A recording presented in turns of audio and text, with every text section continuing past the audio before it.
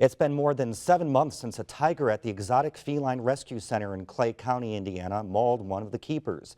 The incident sparked an OSHA investigation of the facility, and as Simon Thompson reports, the center's owners are now facing millions of dollars worth of upgrades to get the facility up to code. 230 wild and dangerous cats live at the Exotic Feline Rescue Center in Center Point. Most of the cougars, lions, bobcats, leopards and tigers that call the facility home were abandoned or abused. This summer, one of the tigers attacked a keeper and fractured her jaw, injured her back and left one side of her face paralysed. Turns out the woman hadn't followed procedures and went into one of the tiger's cages.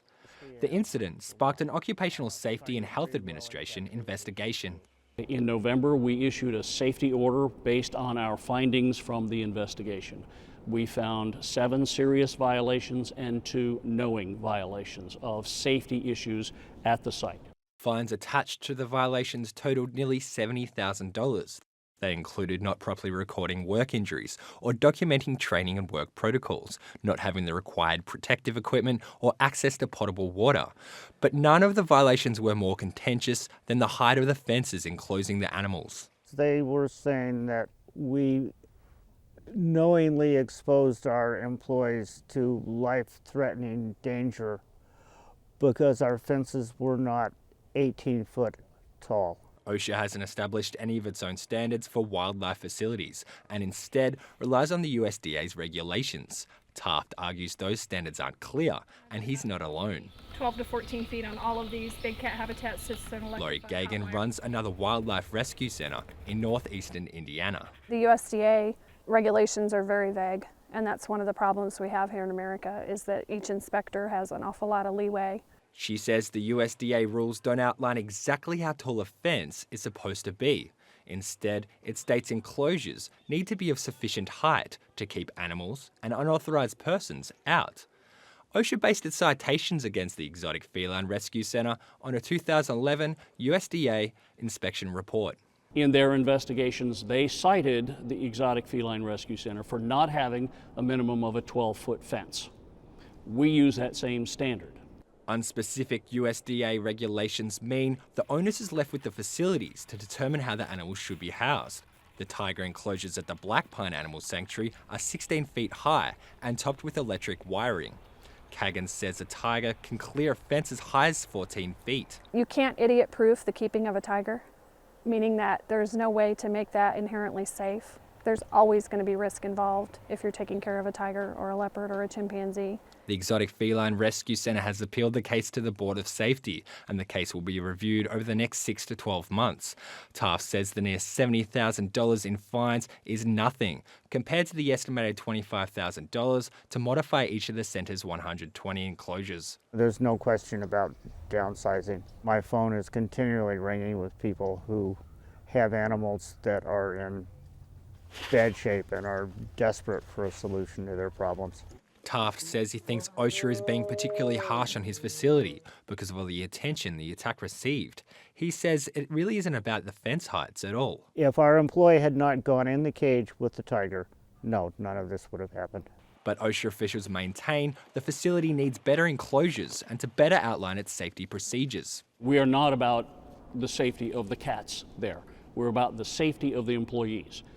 This investigation was triggered by very serious injury caused by one of the cats to one of their employees. We're very focused on employee safety. That's what we want to see as an outcome of our investigation. Reporter Simon Thompson joins us now for more on this story. Simon, you've done a little bit more follow-up. What's going to happen with this center now? Well, the case could result in the centre's exhibitor's license being revoked, so they'll still be able to take care of the animals, but they might not be able to bring visitors through to come and see the work they do. I mean, that's really, really going to hurt. This is an organisation that is run off donations. It costs $3,000 per animal per year. There's 230 animals in this facility. The upgrades they're levelling with the fences could be up to $3 million. So, these are really, really dangerous animals. I spoke to Joe, the director, earlier this week. He says that, they're probably not going to have anywhere else to go, and it could mean that they end up being put down or destroyed. Yeah, well, and they're one of the largest in the country, these centers. So that would just be yeah, what do you do with all those animals if that were to close? What are some of the laws in Indiana in terms of keeping exotic feline animals? Well, I mean, Ohio, our neighboring state had some of the more stringent laws, historically, but that wasn't until a couple of years ago. We all remember the case where owner of 50 lions, tigers, and bears let them run free. They're running on the streets. Sharpshooters, helicopters had to come and take these animals out. After that, Ohio obviously cracked down. So it kind of left Indiana as one of the more lenient places for this sort of thing. The interesting thing is that the USDA, when they confiscate these kind of animals from people like this man in Ohio, they try to put them in places like this exotic feline rescue center. But at the same time, the USDA was responsible for the initial out of compliance report that is costing this facility so much money and could take them out of the business. And now, how about the girl that was injured in the attack? How is she doing? I spoke to her mum earlier this week. She just had a second surgery. She's scheduled for a third towards the end of the month. But the most interesting thing, she's actually scheduled to go back to work at the Exotic Feline Rescue Facility in the next couple of weeks. Boy, she must really, I mean, to go through a mauling like that and go back, what does that say about her? She must love the animals, huh? Exactly, that's what she said. She has no malice towards the animal at all, and she's really looking forward to being back there. This is a dream job that she's had from a very young age. Okay, well, thank you very much, Simon.